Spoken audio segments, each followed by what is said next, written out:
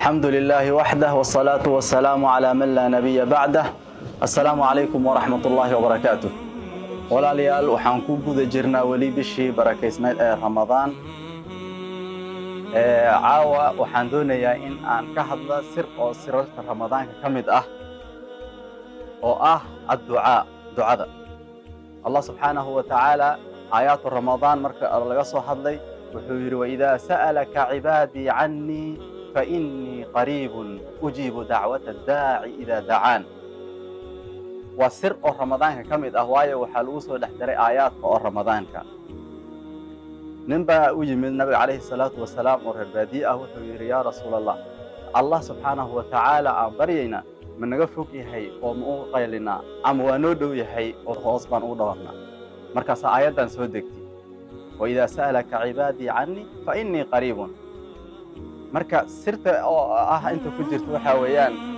انت كلا او اذا سالك يسالونك ودن قل ايا كحكتا قل ايا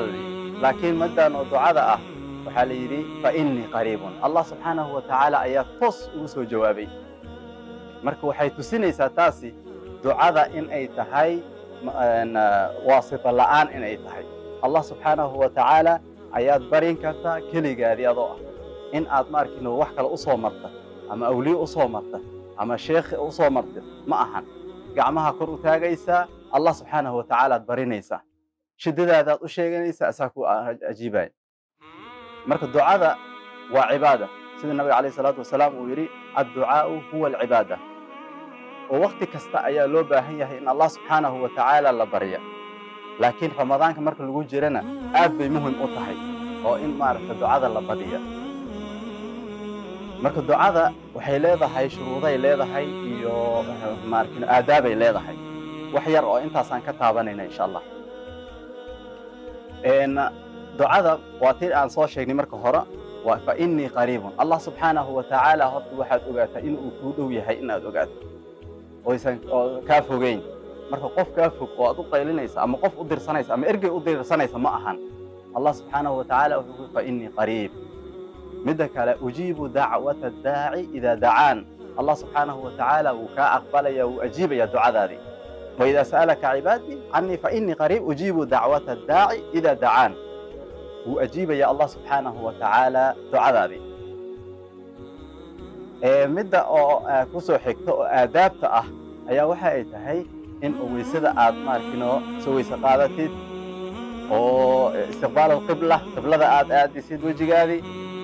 oo meel markin oo haadi ah oo dad aan lahayn fawda aan ahayn oo buuq aan lahayn si tarkiis aad u sameeysa ducada oo markin Allah subhanahu wa ta'ala aad barinaysa marka ducada Allah subhanahu wa ta'ala marka aad baraysa saddex bay noqonaysaa waa in markaas lagu soo ajiiba ducadaadi ama in oo kidaal lagu dhiga oo aakhira ama in wax kale lagu bedela oo xumaan ima lagaaga celiya ama wax kale oo wanaag ah ay booskeeda ku soo gashay marka saddexdaan muugi wax kala ma balahan ducada sideeda dhul ma dhacdaba ducada aad ducaynaysa ducadana in aysan ka ahayn tijaabo aysan ahayn Allah subhanahu wa ta'ala tijaabinaya waa iska baryaya aysan ka ahayn oo ud'u Allah wa antum muqinuna bil ijaba wa nabi alayhi salatu wasalam idinku in Allah subhanahu wa ta'ala idinka ajiibaya aaminsan ducaysta marka fursad ayaad haysataa oo aad ku barida Allah subhanahu wa ta'ala bishan barakaysan ee Ramadaan si waxyaabo ka qaldana iyo ama adduunhada ama aakhiraha ahaada oo aad kugu hagaagaan ayaad uga faa'iideysan kartaa bishan waxa loo baahan yahay marka oo aadaabteeda kamid ah in oo gacmaha kor aad u qaadi marka gacmaha kor loo qaadayna waa maarata hasaan inaad dhaxda oo kala oo kor aad u qaado hoos aysan ahayn gacmahaadi kor u qaada gacmahana aad isku soo dunto si nabi kaleey salaatu wasalaam uu yeeli jiray indhahaadina ay fiiriyaan gacmahaadi aysan kor fiirin wajigaadi kor ha u qaadin waa aadaabta oo ducada ay kamid tahay oo la sameeyay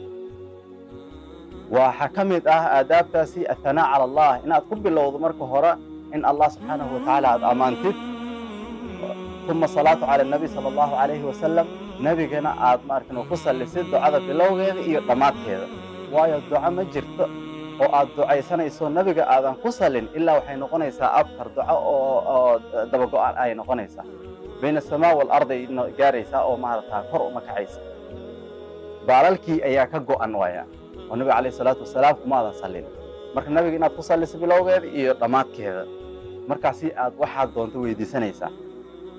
hana u ordin waxa aad doonaysa keliya waxaad ogaataa qofka aad barinaysa inuu yahay allah subxaanahu watacaala oo hani ah oo malikul muluuk inaad barinaysa waxaa kala ogaataa marka aad barinaysa oo maskaxdaadii ku soo xaadirisaa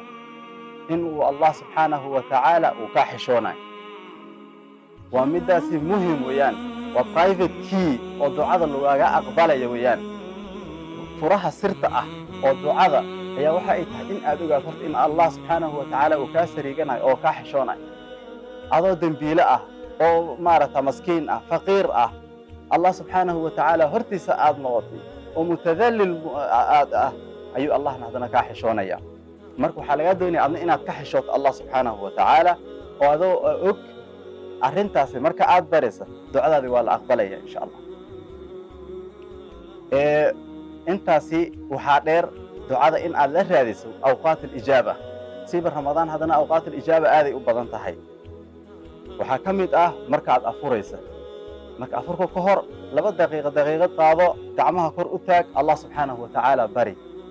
waxaad ka barisaa in allah subxaanahu watacaala waxyaabihii oo ku dhibayo oo diintaadii oo maadaama bishan aad soo toosnayd inuu kugu haayo oo aadan gadaal u noqonin uma nukisu calaa ru'uusim aadan noqonin haddii sigaar aad cabaysay oo kale maalan in allah bariso bishan waad ka hartay sigaarkii waad iska daysay allah bari yaa allah bishan waa iska dhaafay sigaarkan aan waday ilaahow iga celi waxun waaya